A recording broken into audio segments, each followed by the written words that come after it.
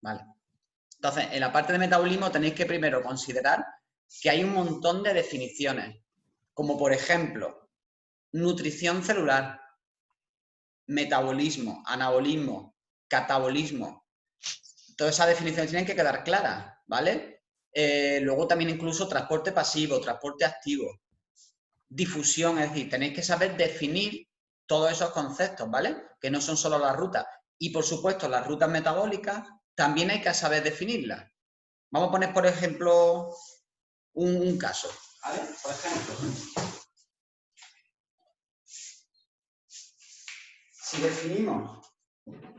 si tenemos que definir glucólisis, ¿vale? Acordaros siempre en las definiciones. Vamos a intentar, suelen puntuar bastante, ¿vale? Entonces vamos a intentar que las definiciones sean lo más completas posible. De ahí yo la estrategia que siempre os digo es buscar palabras clave, ¿vale? Entonces, en el caso de glucólisis, en este ejemplo, ¿cuáles serían las palabras clave que podríamos añadir para hacer la definición? Pues serían sustratos iniciales y productos finales. Y yo eso lo incluiría en una definición. Tened en cuenta que me están dando 0,4, 0,5 por una definición. Entonces, vamos a hacerla completa. ¿Qué más cosas diríais de la glucólisis?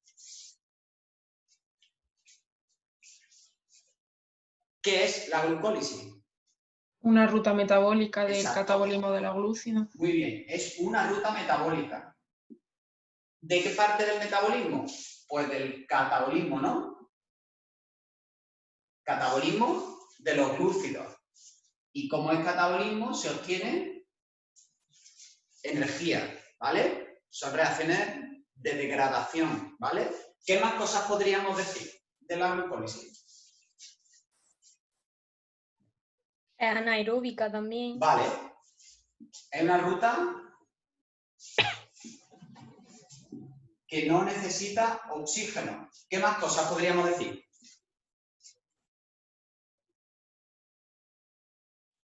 ¿Dónde ocurre? Eso es muy importante. La localización. Pues una vez que tenemos ya nuestras palabras clave, que como podéis pedir un folio en sucio, pues ya incluís todas esas palabras clave y ahora generáis una definición y así no se olvida nada. ¿Cómo la podemos decir de muchas maneras? Pues una ruta metabólica del catabolismo de los glúcidos que genera energía, que parte de glucosa y obtenemos ácido pirúvico. Podemos también decir que se obtiene ATP. Como una definición tampoco nos podemos parar NAD+, más H, ADP más P, en fin, que si lo queréis pues se pone.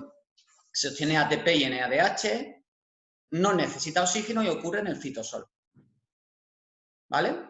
Chicos, ¿se entiende lo que son las definiciones? En la parte transporte pasivo, ¿qué haríamos? ¿Cuáles serían las palabras clave? O transporte espontáneo, no requiere energía y es a favor de gradiente. Y poner algún ejemplo. ¿Vale? ¿Se ha quedado claro las definiciones? Sí. Vale. Dentro de metabolismo también tenéis que saber explicar, muy importante, qué función desempeña el ATP y los coenzimas, ¿no? Transportadores de hidrógeno o de electrones. Pues el ATP lo que transporta es energía desde donde se genera hasta donde se necesita, ¿vale? Es decir, del catabolismo al anabolismo. Y los coenzimas transportadores de electrones, pues lo mismo, pero no transportan energía, transportan electrones en un nivel energético alto, ¿vale? Desde las reacciones de oxidación a las de reducción, ¿no? Las que precisan electrones. Que tengáis claro eso. Y, por supuesto, los transportes a través de membrana que lo tengáis claros también, ¿vale? Difusión simple, difusión facilitada por proteínas, los tipos que hay, qué sustancias se transportan según qué mecanismo, según la carga que tengan, en fin, todo eso es importante. Eso lo puedes explicar porque a mí no me quedó muy claro, tipo, en plan, la sustancia que transporta cada mecanismo. Claro. Venga, Marta, dímelas tú. ¿Cuáles son los mecanismos? En plan, a ver. Pues eso, para las moléculas pequeñas eran los de el transporte pasivo y luego está el transporte activo, ¿no? Vale, según el tamaño.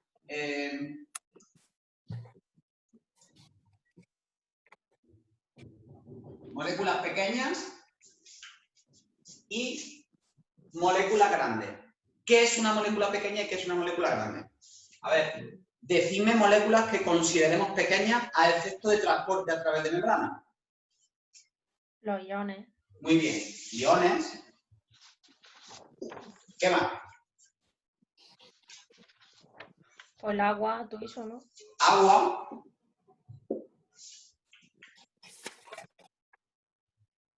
Los lípidos. Vale, lípidos. Los lípidos suelen ser moléculas pequeñas, ¿vale? Monosacáridos, ¿no?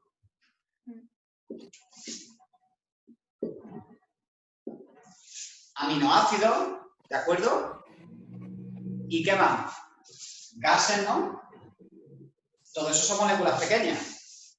¿Qué son moléculas grandes? Pues los glucolípidos y todo eso. Claro, son macromoléculas. Por ejemplo, un polisacárido, ¿os parece que es una molécula grande? Sí, ¿no? Sí. Lo que pasa es que un polisacárido normalmente no va a ser transportado a través de membrana. El polisacárido se genera dentro de la célula, ¿vale? Pero sí que hay sustancias grandes que deben de ser transportadas, como por ejemplo una ingestión de sustancias grandes, de una molécula grande. Por ejemplo, es típico la glucoproteínas, ¿vale? Glucoproteínas o simplemente proteínas de gran tamaño, ¿vale? Y por otro lado, aunque no sean moléculas, las propias células son sus elementos de gran tamaño. ¿Y un virus, qué diríais que es? Un complejo también de moléculas, pero es grande, ¿vale? Hay proteínas, hay glucoproteínas, hay ácidos nucleicos, en fin. Primero, la separación según el tamaño, ¿vale? Ahora los tipos, ¿vale? Dentro de los del transporte a través de moléculas pequeñas, ¿vale? ¿Cuáles serían los tipos de transporte? Voy a borrar las moléculas pequeñas, ¿vale? Tendríamos transporte pasivo y transporte activo. Tener claras las características de cada uno, ¿vale? Es lo que hemos dicho antes, en la definición. Dentro del transporte pasivo, a favor de gradiente sin gasto de energía y espontáneo, tenemos varias alternativas, ¿no? Teníamos la difusión,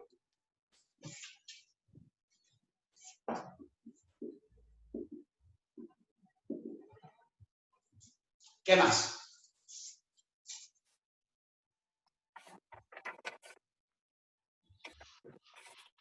Chicos, venga. La facilitada, ¿no? O sea, la difusión facilitada. La difusión facilitada por proteínas, ¿no? Ay, perdón. Difusión facilitada por proteínas, que podía ser de dos tipos, ¿no? ¿De qué dos tipos podía ser? Pues las proteínas que forman canales. Los canales es algo que sirve para los iones, ¿de acuerdo? Y proteínas llamadas permeasas, ¿de acuerdo? Que lo que hacen es captar la molécula en un lugar en uno de los lugares y la transporta hacia el otro lado, ¿vale? Haciendo un cambio conformacional, ¿vale? ¿Qué sustancias son las que se transportan mediante difusión? Es decir, que atraviesan la bicapa. Pues todas aquellas sustancias que puedan atravesar la bicapa, ¿no? ¿Cuáles son esas? Lípido. Muy bien. Pero hay que también saber por qué, ¿vale? Lípidos. ¿Por qué los lípidos pueden transportarse de manera, o sea, por difusión? ¿Por qué difunden a través de la bicapa? Porque la bicapa está hecha de lípidos, ¿no? Exacto. Y porque son apolares en general, ¿no? No tienen carga o apenas tienen carga, por lo tanto, se llevan bien con la bicapa lipídica y difunden a través de ella. Este es el caso, por ejemplo, de una hormona esteroidea, ¿vale? Los esteroides son lípidos, por lo tanto, atraviesan sin problema por difusión, desde donde hay más a donde hay menos, ¿vale? ¿Qué otras moléculas no tienen carga o tienen poca carga? Los gases. Muy bien, los gases. Y el agua. Y el agua, aunque sea polar, lo hemos dicho, es de baja polaridad y puede difundir a través, y lo hace, a través de la bicapa. Ese caso particular es la ósmosis, ¿vale? Bien. ¿Por qué los aminoácidos, los iones, no difunden, no hacen difusión? Porque tienen carga. Porque tienen carga y no se llevan bien, no pueden atravesar una capita que sea en gran medida apolar, como en la colita de los ácidos grasos de los fosfolípidos, ¿vale? Para eso tenemos este mecanismo de transporte, difusión facilitada por proteínas. Los canales, pues los canales, los iones, ¿de acuerdo? Es típico. ¿Ok? Y las permeasas pueden transportar iones, pero es típico también los aminoácidos, ¿de acuerdo? Aminoácidos, monosacáridos, pueden ser transportados por permeasas, ¿vale? Esa sería la situación típica. Transporte activo. Pues el transporte activo es llevado a cabo por un tipo de proteínas que se llaman bombas, ¿vale? Y normalmente, o la mayoría de las bombas, lo que hacen es bombear iones. Aunque algunas de ellas pueden llevar acoplada el transporte de un monosacárido como es la glucosa. ¿Vale? Acoplada. Recordad que esto precisa energía porque va en contra de gradiente. ¿Ok? ¿Algún ejemplo de alguna bomba? Sodio y potasio. La bomba de sodio y potasio. Bombas de protones, por ejemplo, que hay en los lisosomas, ¿verdad? O los propios transportadores de la cadena electrónica que generan ese gradiente de protones, bombean protones en el espacio intermembranoso. ¿Vale? Marta, ¿te ha quedado claro? Sí, vale. Gracias. Vale, es que tengáis claro el porqué de una manera o de otra, ¿vale? Es muy importante que veáis que lo que tiene carga necesita proteínas para ser introducido o sacado, ¿de acuerdo? De la célula. Y lo que no tiene carga, típicamente los lípidos y los gases, y un poquito el agua, pues, porque es baja polaridad, pues difusión. En el caso de las moléculas grandes, ¿cuáles son los mecanismos de transporte? Pues endocitosis y exocitosis. Endocitosis. Endocitosis y exocitosis. A ver, aquí solemos fallar, no fallar, es que no caemos en que hay que decirlo. En el caso de la endocitosis, si tenemos que explicarla, pues mirad el dibujo. Vamos a explicar qué ha ocurrido ahí. Porque en la sustancia de gran tamaño se produce una invaginación, ¿no?, de la membrana que la engloba. ¿Y qué se forma? Una vesícula endocítica, ¿no? ¿Es o no? Chicos, pues eso hay que explicarlo. Así, tal como lo hemos dicho. Sí. ¿Vale? La explicación de la endocitosis. Y en el caso de la exocitosis,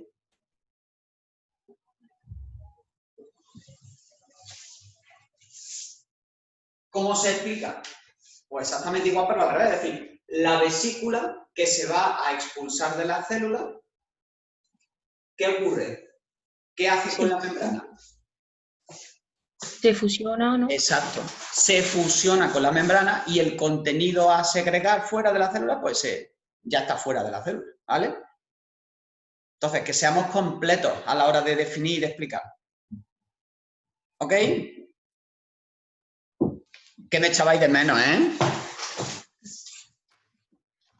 Álvaro, ¿y puedes repasar un poco la quimiosíntesis? Claro. Vamos a la quimiosíntesis.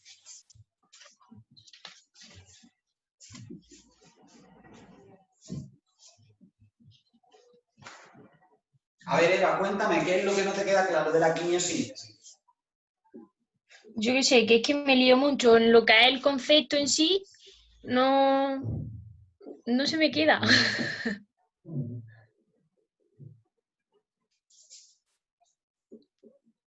A ver, Eva, ¿la fotosíntesis te ha quedado clara?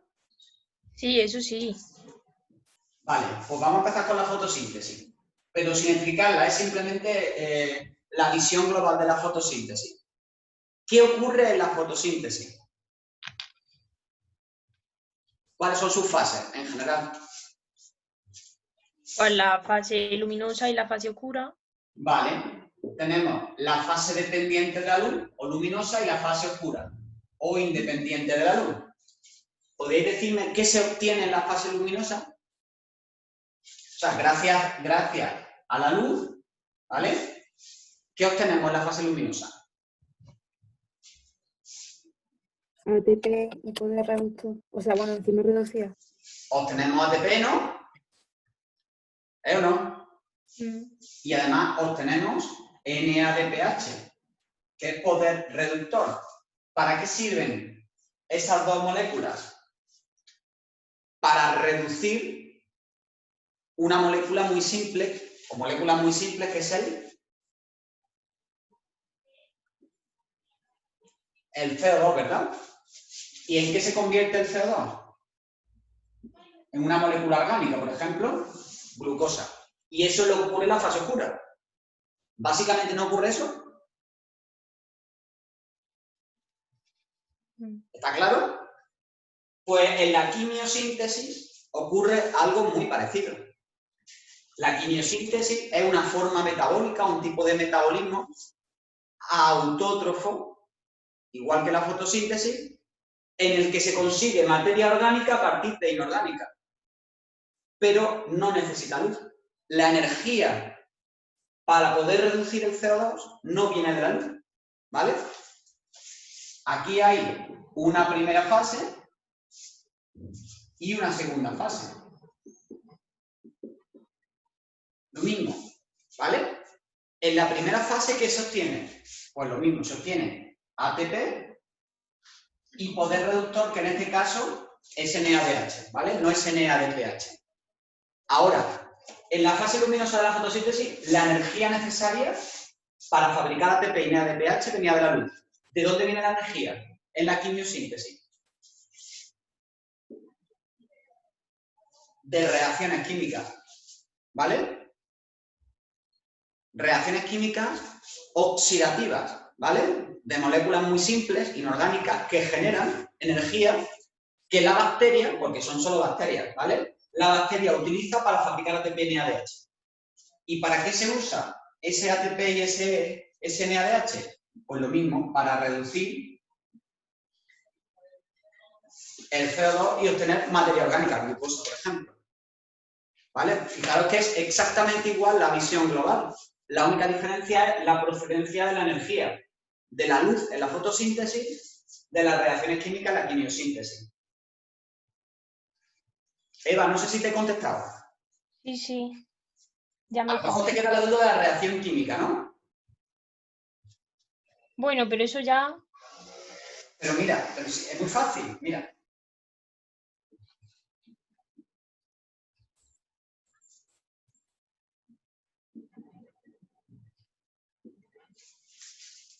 Para pasar de los nitritos a los nitratos había un tipo de bacterias. ¿Os acordáis qué bacterias eran? ¿De qué género? Eran las bacterias Nitrobacter, del género Nitrobacter, ¿vale? Y del ciclo del nitrógeno, ¿vale? Esto es una reacción de oxidación, ¿vale? El nitrato está más oxidado que el nitrito. Bueno, pues esta oxidación genera energía que se utiliza para obtener el ATP y el NADH. ¿De acuerdo? Es un ejemplo de reacción de oxidación. ¿Vale? Muy bien. Venga. Chicos, más cosas. ¿Nos vamos directamente ya a la ruta o tampoco o lo de la ruta es lo que menos trabajo cuesta? Es que no lo sé. Álvaro, yo tengo una pregunta también. O sea, después de quimiosíntesis, Sí, con integración del catabolismo y el anabolismo. eso Y lo la leéis, PEP también. Marta. Eso lo leéis, eso es una aclaración. Vale, vale. Simplemente pues que están conectados, ¿no? Ambos tipos de metabolismo, según las necesidades de la célula.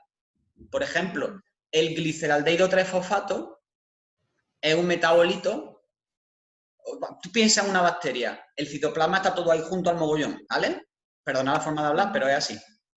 Gliceraldehído 3-fosfato hay en el citosol, ¿vale? ¿Por qué? Porque de la glucólisis es un intermediario. Pero también es un intermediario del ciclo de Calvin. Entonces, son moléculas comunes, ¿vale? Entonces, en ese sentido, pues también están relacionados por el ATP, porque en un sitio se obtiene y en otro sitio se gasta, y por coenzimas reducidos u oxidados, están conectados. Eso es lo que tenéis ahí, Marta, no solo leéis nada más. Vale. Más cositas. ¿Nos vamos a comentar un poquito la ruta o eso es lo que tenéis más claro? Es que no lo sé.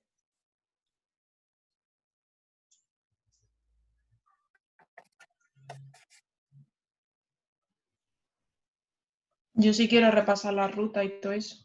Vale, pues eso es lo que yo quería oír. Pues vamos a ver la ruta. Empezamos.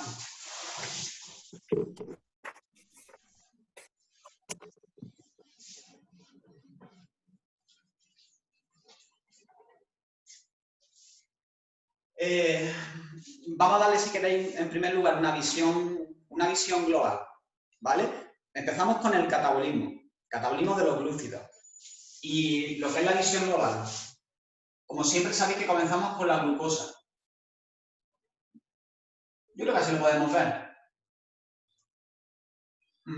Vale. ¿Cuál sería la primera ruta que hemos estudiado? La primera ruta metabólica. Glucólisis. Exacto. Es la glucólisis.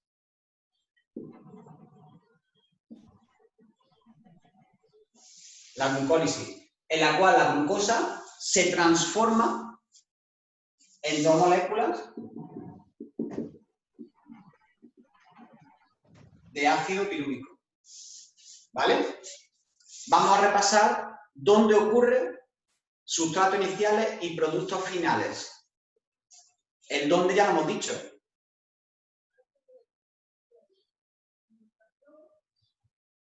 ¿Dónde ocurre la En el glucólisis? citosol, ¿no? En el citosol, ¿de acuerdo? En el caso de una célula procariota, pues en el citoplasma, porque no hay orgánulos membranosos, como es el caso de la mitocondria o los cloroplastos en eucariotas. Y en eucariotas, pues también ocurre en el citoplasma, ¿vale? En el citosol. ¿Cuáles son los sustratos iniciales de la glucólisis? Uno ya lo tenemos aquí, que es la glucosa. Pero hay más. ¿Cuáles son los otros sustratos iniciales? ADP y fósforo inorgánico. Muy bien. ADP más P, ¿se ve? Sí. ADP más P, que se convierte en ATP, que sería producto final, ¿verdad? Sustrato inicial es ADP más P, producto final ATP. ¿Y qué otra cosa tendríamos? El NAD+. NAD más, que se transforma o se reduce a NADH más protón, ¿vale? No, ya me complica. Entonces tendríamos dos, ¿se ve bien? Estoy demasiado lejos. Aunque no me veáis a mí. Tendríamos sustratos iniciales, glucosa, ADP más P y NAD más. Productos finales, dos moléculas de ácido pirúvico, ATP, que son dos, y NADH, que también serían dos. ¿De acuerdo? Entonces, esta sería la primera ruta del catabolismo de los glúcidos, que es común para la respiración celular y también para la fermentación. ¿Vale? Y aquí es donde el ácido pirúvico puede seguir dos rutas. El ácido pirúvico, si no hay oxígeno, o según el tipo de organismo, pues va a seguir la ruta de las fermentaciones, ¿vale? En la cual el pirúvico se va a transformar en una sustancia que todavía es orgánica, como por ejemplo etanol o ácido láctico. ¿Vale? Estas serían las fermentación. Concretamente sea la reacción específica de la fermentación. ¿Ok? Pero, Álvaro, una Dime. pregunta. Que pone siempre la definición de fermentación, tipo que los aceptores de los electrones de la oxidación esa son sustancias orgánicas. Pero en plan, como no entendés que son los propios productos los que, en plan, no sé, que yo me hago mucho lío con eso. No te he entendido, Marta. En plan, no te he entendido. Es que yo tampoco lo entiendo. Es que no sé lo que me quieres decir. Porque en las definiciones pone tipo que, en plan, a ver, perdón, que En plan, ¿qué? como son oxidaciones, o sea, se liberan electrones, ¿no? No, ¿cómo? ¿Que se liberan electrones? Es que no me entero. Como, a ver, la fermentación es una oxidación, ¿no? O sea, Sí, la fermentación es una reta de oxidación. parcial, pero una oxidación. Entonces, tú hay electrones que eso lo tiene que coger alguien. Que esos electrones... Pues eso, que los Sí, electrones te lo voy a decir. Ya te he entendido. Vamos a ver. Pasa que el dibujo lo he hecho torcido y no me sale, pero vamos, me vas a entender. El NADH, que ya hemos tenido en la glucólisis, ¿vale?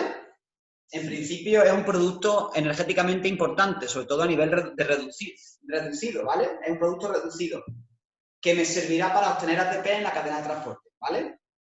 Pero si no hay oxígeno no tiene sentido ir a la cadena de transporte. Entonces, ¿qué ocurre aquí? Pues que el NADH, me lo voy a traer aquí a este lado, el NADH obtenido en la glucólisis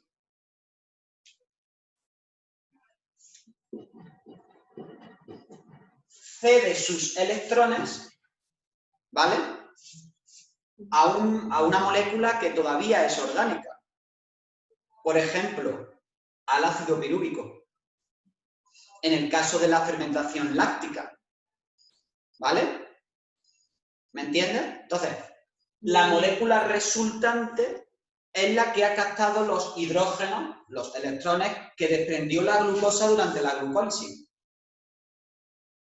¿Vale? Ah, entiendo. Vale. O sea, que en verdad lo que están haciendo es, o sea, el etanol, por ejemplo, está reducido, ¿no? Claro, O sea, por eso obtenemos una molécula que es todavía energéticamente, pues, poderosa, que tiene bastante energía, ¿vale? Mira, lo voy a proyectar aquí. Ya me he preparado los apuntes aquí. Mira, en el caso de la fermentación láctica, si quieres, tenemos aquí.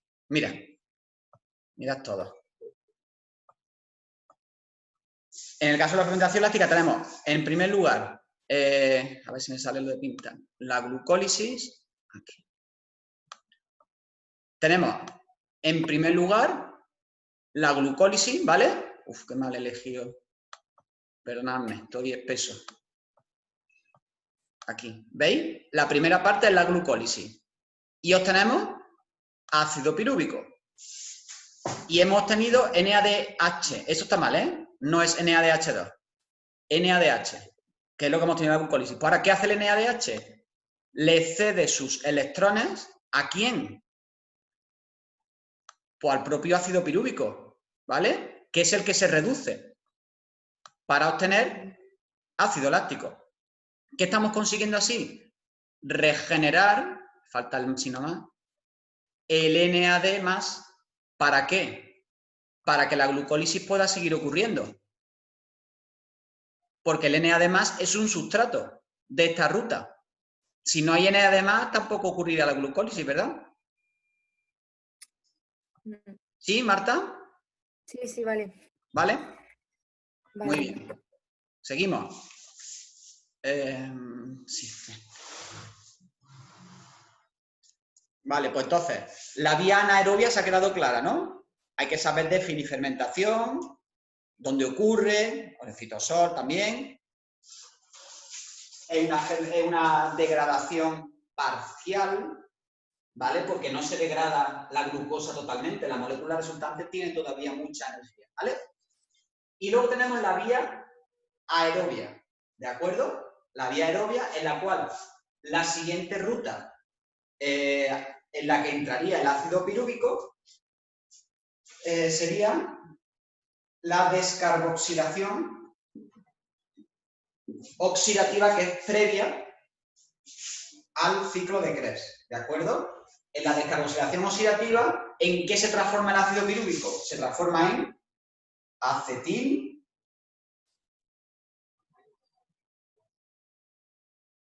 coenzima A, ¿de acuerdo?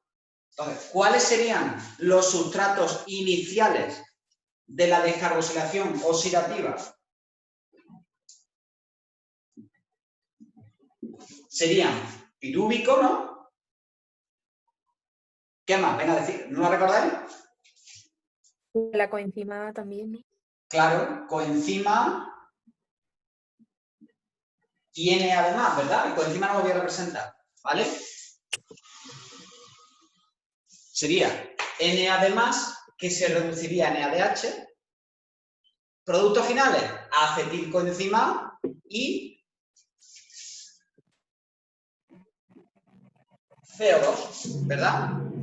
Porque la acetilcoenzima conserva 2 carbonos de los 3 que tiene el pirúvico. Si seguimos con el mismo, ¿vale? 2 pirúvicos darían 2 acetilcoenzima. Y la última ruta degradativa, ¿vale? Es el ciclo de Krebs. Ciclo de Krebs. ¿Y en qué consiste el ciclo de Krebs? Pues en una ruta cíclica, ¿vale? En la cual el acetilcoenzima se degrada totalmente. Que al igual que la descarboxilación oxidativa, ocurre en la matriz mitocondrial. ¿Ok? ¿Cuáles serían los sustratos iniciales? Ya voy a borrar y me voy a centrar en el ciclo de Krebs, ¿vale? ¿Cuáles serían los sustratos iniciales del ciclo de Krebs? ¿Pongo en grande ya? La acetilcoenzima. Pues obviamente el acetilcoenzima que se unía a un ácido de 4 carbonos, que es el ácido oxalacético, para formar un ácido de 6 carbonos, que era el ácido cítrico, ¿vale? Con eso ya es suficiente. Y ese ácido cítrico se va a descomponer, se va a ir degradando hasta llegar de nuevo a oxalacético, ¿vale? Vamos a recordar si creéis que es más fácil. Yo creo que es más fácil así. ¿Qué se obtiene en el ciclo de Krebs? ¿Qué se obtiene en el ciclo de Krebs? Se obtiene de cada acetilcoenzima 2 CO2. Esto es memoria, ¿vale? Madre mía. Hoy tengo yo esto. Lo he movido y ya no pillo la postura. Se obtienen 2 CO2, 3 NADH. ¿Qué más se obtiene? FADH2, ¿no? Un FADH2, que es otro coenzima, y... Un ATP, ¿no? Vale, pongo aquí, en este lado. Un ATP o un GTP es lo mismo, ¿de acuerdo? Entonces, productos finales. GTP o ATP, NADH, CO2 y FADH2. Me falta un producto final. Este ya es muy fino. ¿Qué es el coenzima? El acetil. El acetil son los 2 carbonos, ¿vale?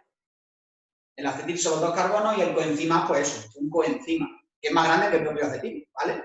El acetil es lo que entra en ciclo de Krebs y el coenzima vuelve a la descarboxilación oxidativa y se reutiliza, ¿vale? Con los productos finales podemos obtener los sustratos iniciales. Si se obtiene FADH2, ¿cuáles serán los sustratos iniciales? Pues FAD. Si se obtiene NADH, ¿cuál será el sustrato inicial? NAD más. ¿Y si se obtiene ATP o GTP?